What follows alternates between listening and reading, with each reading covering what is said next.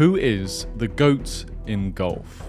Tiger Woods, Jack Nicklaus. Two names that dominate any conversation about golf's greatest players, but one of them played at a time when most golf fans were either very young or weren't even born yet. So today we'll answer the question, how good was prime Jack Nicklaus actually? Born in Columbus, Ohio in 1940, he picked up golf at the age of 10. He came from a family that had already seen great success in multiple sports. His father had already played football for the Ohio State Buckeyes, played semi-professional football for what would become the Detroit Lions, was a local tennis champion in his youth, and was even a scratch golfer. Given this, it's unsurprising that Jack showed the athletic ability that he did from a very young age. It didn't take long for young Nicklaus to show that he had something special with a golf club, scoring 51 over 9 holes the first ever time he played. He won 5 straight Ohio State junior titles, with his first coming at the age of 12. A year later, he broke 70 for the first time and became the year's youngest qualifier into the US Junior Amateur, earning himself a +3 handicap at the age of 13. From the ages of 10 to 17, he had won 27 tournaments in the Ohio area, and if it wasn't for a lack of social media, there was no doubt that he would have been known as a national golfing prodigy, much like a young Tiger Woods was many years later.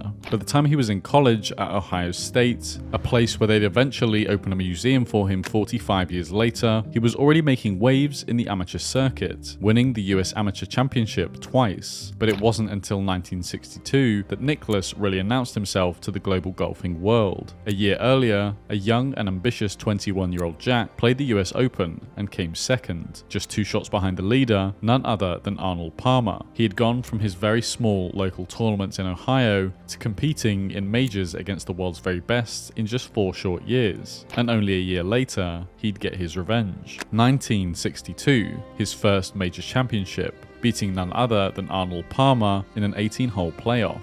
And this was just the beginning of what would become one of the most dominant careers in golf history. People knew he was good, but I don't think anyone expected him to go on to have the career that he had, apart from maybe himself. When we look back now and discuss major championship wins in golf, his name is at the top of the list. The Golden Bear's record of 18 major victories is the biggest nod to his dominance in the sport. To put it into perspective, even the great Tiger Woods with his 15 major wins falls short of Nicklaus. But it's not just the number of wins that's impressive, it's how Nicklaus spread his victories across all 4 major tournaments: 6 Masters, 4 US Opens, 5 PGA Championships, and 3 Open Championships, completing the career Grand Slam 3 times over, an achievement that only Tiger Woods can match. But here's where Nicklaus's achievement becomes even more impressive. He's the only player in history to win each major at least once in 2 different decades. It's not just about being great for a few years. He maintained that level of excellence over an extended period, adapting to changes in the game, innovations in equipment, and consistently outperforming new generations of players. But here's something that might impress you even more. Nicklaus's success rate in majors was unbelievable. His career win percentage in majors was about 17.3%. That means he won a major about 1 in every 5 times that he played, and in his prime years, that percentage climbed even higher,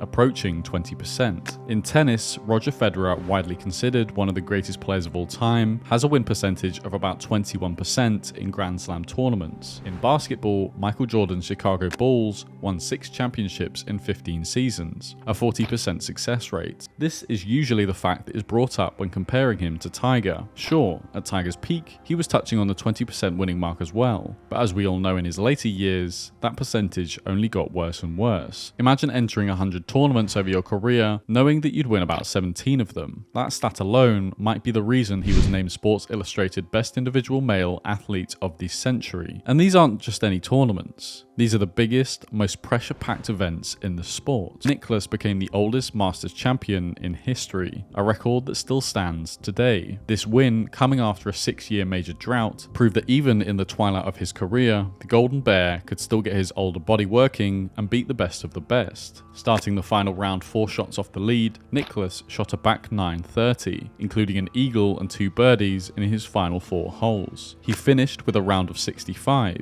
securing his 6th green jacket and 18th major title. But now let's look at his overall PGA Tour wins. With 73 victories, Nicklaus ranks 3rd of all time. Only Sam Snead and Tiger Woods, with 82 wins each, have more. But here's the thing. Nicklaus achieved this while playing fewer tournaments than many of his competitors. However, an interesting fact is that Nicklaus also had 73 top 10 finishes in majors. That's the same number as his total PGA Tour victories. And if that wasn't enough, 56 of those were top 5 finishes. To put this into further perspective, Tiger Woods has 33 top 5 finishes in majors. That's an incredible achievement in its own right, but it's still 23 shy of Nicklaus. And the 1970s were arguably his greatest years, competing in 40 major tournaments. Guess how many of those he finished in the top 10? 35.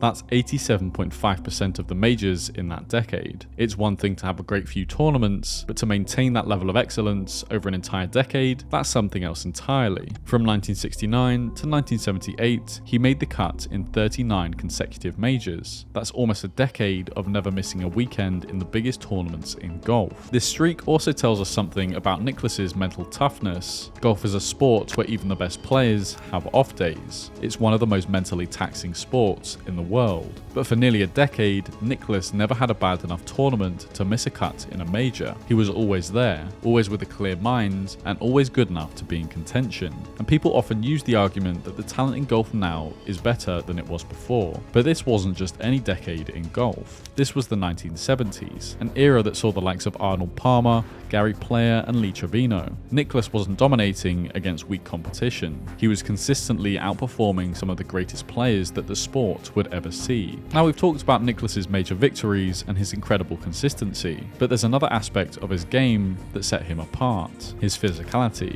In 1963, Nicklaus showcased his raw power in a way that hadn't been seen before. At the PGA Championship that year, he entered the long drive contest, a competition where players aim to hit the ball as far as possible. Nicklaus didn't just win, he obliterated the competition with a monstrous 341-yard drive. Now you might be thinking, 341 yards? That doesn't sound too impressive by today's standards, and you'd be absolutely right. But here's the catch. Nicklaus achieved this with wooden clubs and wound balls, technology that's practically ancient compared to today's equipment. To put it in perspective, the average driving distance on the PGA Tour in 2023 is around 300 yards, with all the advancements in club and ball technology. Nicklaus was outdriving today's averages by over 40 yards with equipment from 6 decades ago. But Nicklaus's influence on golf didn't end with his playing career. Even at 83 years old, he remains a respected and influential figure in the sport. He's designed over 300 golf courses worldwide, shaping the very landscapes where the game is played. His course designs are known for their strategic complexity, often hosting major tournaments and prestigious championships. He has been inducted into the Golf Hall of Fame, given a Medal of Freedom from the President, and even been presented with an award from none other than Muhammad Ali. But beyond course design and awards, he has never neglected his role in the sport of golf, and has taken on a mentorship role for many young players. He's often seen at major tournaments offering advice and encouragement to the next generation of golfers. Now, when it comes to golf's greatest of all time, there are usually a handful of contenders, but as we know, the two that stand out are Jack and Tiger.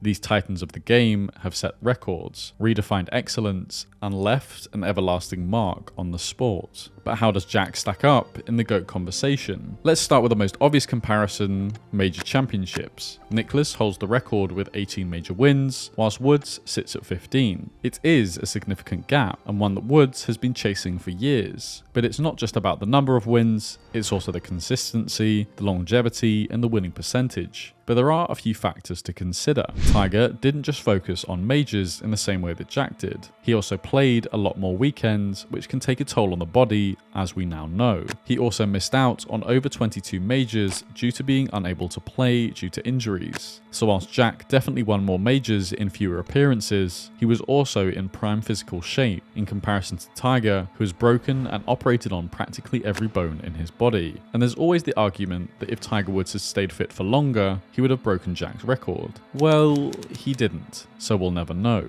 But comparing these two greats isn't just about numbers, and there's no way to measure raw talent. The golfing world has changed dramatically since Nicklaus's prime. Today's players benefit from advanced technology in clubs and balls, allowing for greater distances and accuracy. Fitness has also become a crucial part of the game, with players like Woods revolutionizing the athletic approach to golf. And let's not forget about the money. Prize purses have skyrocketed, allowing players to focus solely on golf without financial worries. So how do we compare players from different eras? It's not easy, but let's take a look at some arguments for both. For Nicklaus, the case is clear. He dominated in an era with fierce competition from other all-time greats like Arnold Palmer, Gary Player, and Lee Trevino. His major record still stands, and his consistency across decades is unmatched. He completed the career Grand Slam 3 times, showcasing his versatility across all types of courses and conditions. Woods, on the other hand, took the game to new heights. He dominated in a way that hadn't been seen since Nicklaus, against fields that were far deeper and more talented than ever before. His peak years from 1999 to 2009 were arguably the most dominant stretch of golf ever played. And let's not forget his incredible comeback from career-threatening injuries to win the 2019 Masters. One thing that connects these two greats is their mutual respect. Tiger Woods once said, "It's kind of amazing how two different people from two different eras who don't have much contact can feel close."